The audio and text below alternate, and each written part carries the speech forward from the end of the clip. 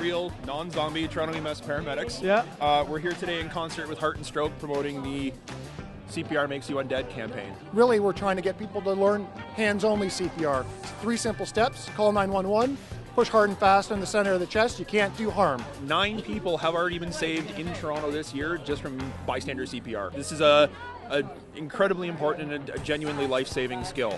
Old school, it used to be, oh, you know, you do some compressions, you do some breaths. We're not doing the kiss of life anymore. We just want you guys. That's out now. That's out now. For bystanders, that's out now. The other thing you can do, depending on where you are in the city of Toronto, get someone to get the automatic external defibrillator, the AEDs. They're in subway stations now. Are all over City Hall, all of our sort of public buildings in Toronto. Now can just anyone use these? Anyone can use these. Like I can walk up and I'm not going to like electrocute myself. No, these are people-proof. How they work, we have these pads you see on the chest here. Yes. What they do is they can read the electrical current running through your heart. So if your heart goes into a rhythm that's not life-sustaining, the machine's going to pick up on that. It's going to try and shock that, like a hard restart on your computer to try and get things flowing like they were previously. Do you guys think you could show me from scratch? I'd like to know how to use it. Like let's say Jim goes down here and there's one of these nearby. Can you guys show me from scratch how to use it? Is that cool? Let's see here. Basically what you want to do is you want to remove their clothing, make sure they're unconscious, hello sir, and not breathing. Then we assume that they have passed away. So now we're going to get, if we have a defibrillator close at hand, we want to put the pads on, one at the shoulder and one just below the left nipple there. And we want to start and turn on the machine.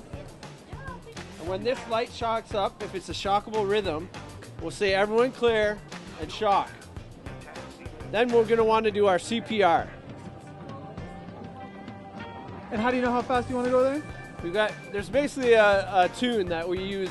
Staying alive is basically the rhythm you want to do. 100 beats a minute. Staying alive.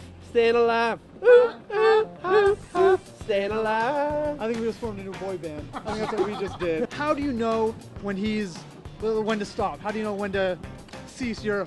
Well, with CPR, we want to continue CPR until help arrives, or until basically they're waving you off them. You're doing CPR until... they're fighting you away. Yeah.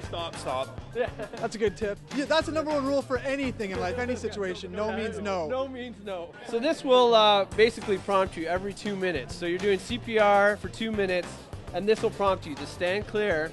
And if it's in one of 2 rhythms that are a shockable rhythm is what we call it, it'll charge up and you will shock it and then do 2 minutes of CPR. Okay, and how do you get to iTunes on this thing? Yeah, well, it's not included. That's the advanced model that's coming out in fall. Apple will announce that every 2 months. They'll have a new model. Exactly. So the Heart&Stroke Foundation puts out a big bike. We bring it out to venues all across Ontario. People get on, they ride the bike, raise funds for Heart&Stroke. 29 people can sit on the bike with a rider. It's a 2-ton bike. It's a big, gigantic thing. How do you even get that thing moving? A lot of leg power. A lot of people get in, and it's really that. It's getting people motivated to come out, raise some funds, get their hearts working, make sure that we can continue to do what we're doing, getting defibrillators and teaching people how to do CPR.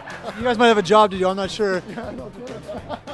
Now, you guys, how much does something like this, a machine like that, how much does that cost to get? Well, the Heart&Stroke Foundation partners with public access defibrillator programs and EMS agencies all across the country, really.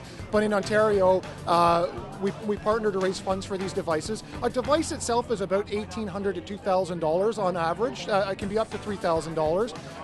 When we do fundraising, we raise a little bit more money than that because we're trying to get people trained at the same time, trying to make sure that all the devices have cabinets and well equipped, and make sure that they're out there ready to save lives. So about $4,000 worth of fundraising gets an AED in a public place, and the awareness and public promotion around that, as well as the training. We've been successful, Heart&Stroke Foundation has been successful in placing over 5,000 devices across Ontario so far, and we partnered with Toronto EMS to, I think, place their 1,700 or 1,800 in Toronto. So there's an awful lot of these devices. They cost a lot, but there's a lot of support for them given what they do, and they've saved 54 lives to date just on Heart&Stroke Foundation funded defibrillators.